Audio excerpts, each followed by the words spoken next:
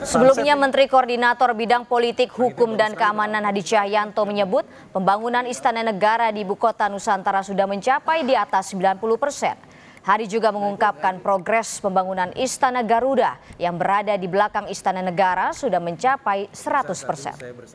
Kita temui rekan kami Dipo Nurbahagia di Istana Negara Jakarta. Dipo, selamat siang. Bagaimana persiapan untuk rapat Kabinet Perdana di IKN?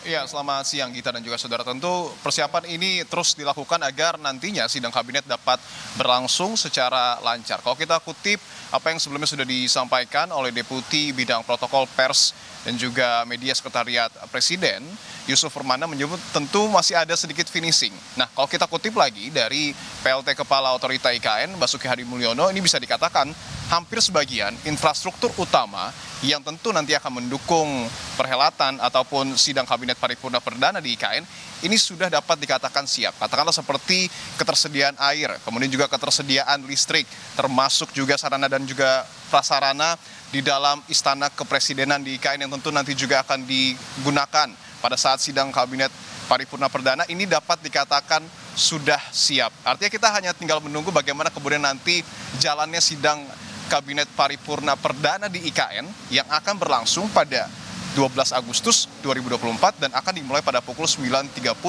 waktu Indonesia Tengah. Nah, sebelumnya atau satu hari sebelumnya tentu sejumlah menteri yang juga akan hadir di sidang Kabinet Paripurna Perdana juga akan datang terlebih dahulu tentunya di IKN dan akan menginap di Hotel Nusantara. Nah, tidak hanya sidang Kabinet Paripurna Perdana sebenarnya, Gita, karena ada sejumlah agenda lain juga yang nanti akan dilakukan oleh Presiden menjelang 17 Agustus 2024 cukup padat jadwalnya, seperti misalnya setelah sidang Kabinet Paripurna Perdana nanti Presiden juga tetap akan melakukan groundbreaking dan esoknya atau pada 13 Agustus 2024 bahkan seluruh kepala daerah baik itu gubernur, bupati dan juga wali kota akan diundang datang ke Ibu Kota Nusantara. Nah, pada 13 Agustus sorenya juga akan ada prosesi pengukuhan Paskibraka oleh Presiden yang akan dimulai pada pukul 15.00 waktu Indonesia Tengah. Terkait dengan kesiapan seperti yang Anda tanyakan tadi terkait 17 Agustus